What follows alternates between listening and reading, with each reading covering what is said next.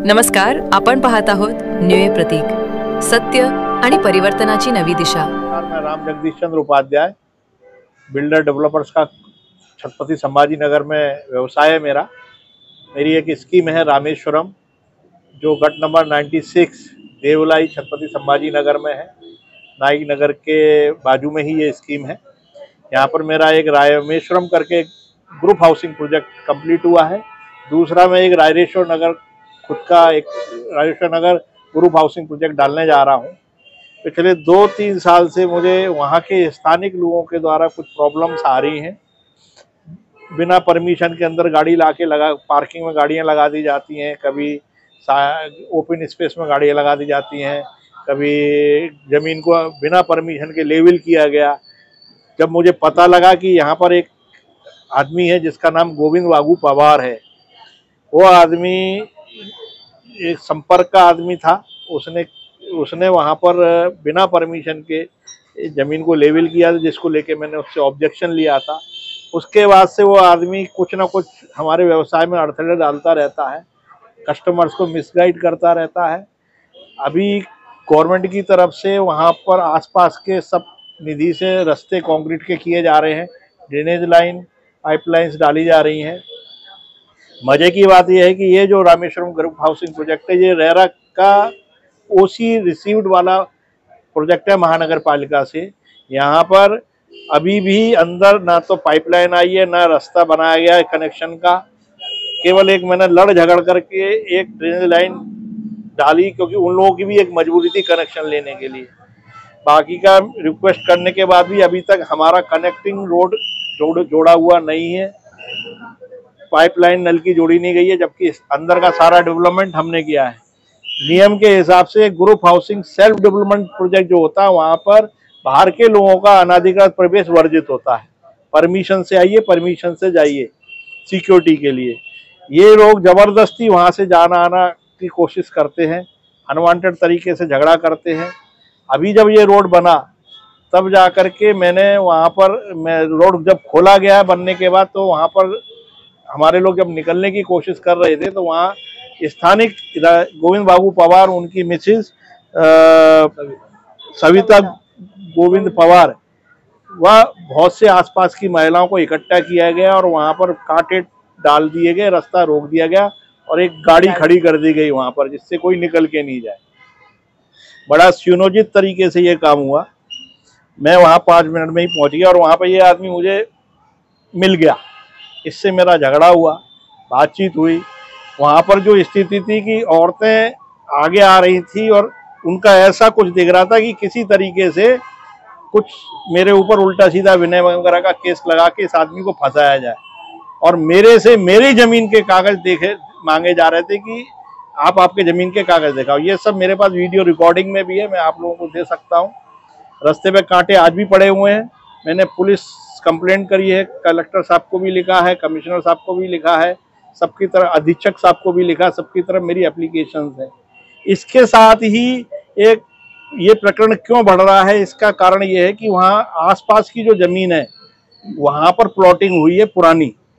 पुरानी प्लॉटिंग में से एक नाला जाता था, जो कि शासन के टिप्पणी के अंदर वो आज भी उपस्थित है, और वो मैंने आप लोगों को दिया भी हुआ है नक्शे में।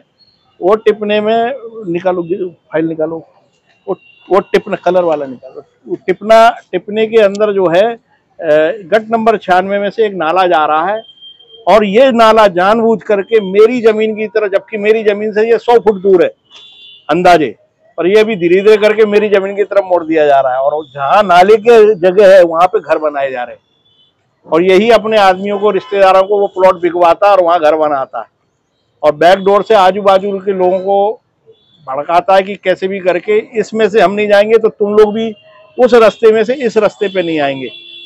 बोलो तो ग्रुप हाउसिंग वाले लोग कॉमन रास्ते से नहीं जा सकते। इसको मैंने 10 बार समझाया भी कि ग्रुप हाउसिंग का सेल्फ डेवलपमेंट प्रोजेक्ट होता है, इसमें बाहर के लोग बिना परमिशन के नहीं जा सकते। फिर भी ऐसा उनको मानने को तैयार नहीं है। इसकी दोनों चीज़ों की रिपोर्टिंग मैंने शासन को कर दी है, आप लोगों को भी दोनों प्रति मैंने दे दी है। मैं कल से मैंने उपोषण के लिए 10 दिन पहले पुलिस स्टेशन चिकलठाना को, अधीक्षक साहब को एक पत्र दिया हुआ है, अभी तक मेरे को परमिशन मिली नहीं है। फिर भी मैं कोशिश करता हूं कि कल 12 बजे तक मुझे परमिशन मिल गई तो मैं कल उपोषण पर बैठूंगा जब तक मुझे न्याय नहीं मिलता है। मेरे रास्ते पानी की समस्या मेरे लोगों के लिए पूरी नहीं मिलती है। इलीगल लोगों को सब कुछ सुविधाएं मिल गई और लीगल वालों को नहीं मिल रही है। सर आपकी जो सोसाइटी लीगल है, लीगल सोसाइटी को लीगल रास्ता मिला है, तो फिर ये वाक का कहना क्या है? किसका? गोविंद गोविंद बाबू पवार का। उसका ये कहना है मेरी 2 जमीन है, ए और बी। ए का रास्ता एक दूसरी तरफ से है, बी का रास्ता दूसरी तरफ से, पर दोनों इंटरकनेक्टेड है। एक ही रास्ता, दोनों को 2 रास्ते हो गए ना, अलग अलग। एक तीसरा रास्ता और है, पर वो रास्ता है नहीं क्योंकि मेरी चतुर्सीमा में वो दिशा में रास्ता नहीं है। मैंने गेट लगा के उसको बंद किया हुआ। रजिस्ट्री के से पहले वहाँ गेट बाउंड्री बनाया था तो वहां पे वो रास्ता दिखा रहे थे बाजू वाले, पर जब मैंने उसके रजिस्ट्री करी तो गोविंद जो मेरा ओनर था उसकी 2 गुंठे शिल्लक जमीन है, तब उसने रजिस्ट्री में जो चतुर्सीमा है पूर्वेस माझी उर्वरित 2 गुंठे शिल्लक जमीन आणि मोजणी नकाशामध्ये पण उत्तरे बाजूस एकच रस्ता दाखवलेला आहे शासनाचा। तो वो उस रास्ते से बी पार्ट में अंदर जाने करके क्रॉस करने के लिए ये लोग कोशिश करते हैं। मैंने मेरे लोगों की सुविधा के लिए इधर से रास्ता दिया हुआ है। जब तक मेरा सेकंड बी पार्ट का प्रोजेक्ट नहीं आता तब तक मैं मेरी जमीन है, मैं मेरे घर में से आपको जाने दूंगा या नहीं जाने दूंगा। पर ये कॉमन जो बाहर के लोग हैं इसमें से जाना चाहते हैं, जबकि इसके लिए शासन की धारा भी है, शायद एक 1960 या 70 है।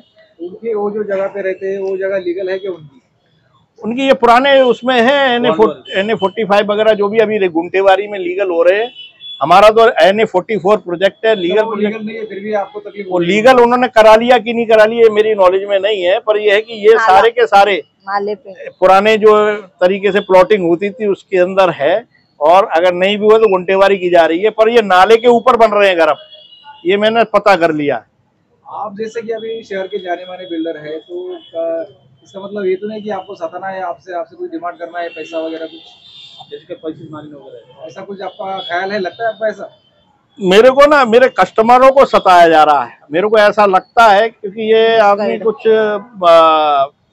बिजनेस माइंड का आदमी है, मोटिवेशनल काम करता है, पैसे वगैरह के लिए मेरे को सताया तो इसी लिए जा रहा है, शायद कस्टमर को मिसगाइड कर रहा है ना। तो अभी आपने पुलिस से शिकायत की?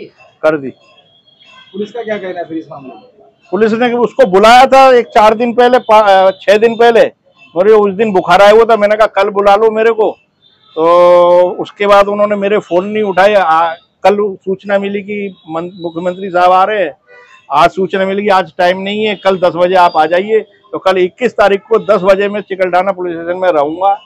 मेरा कल का उपोषण 11 बजे से है।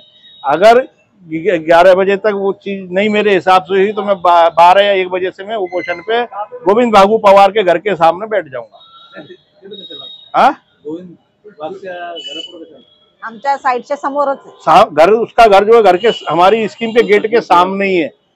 फिर आप पुलिस स्टेशन पे अनशन कर सकते हैं, महानगर पालिका के सामने कर सकते हैं, ऐसा है उसका घर के सामने क्यों करना चाहते? वो मेन गेम प्लेयर है।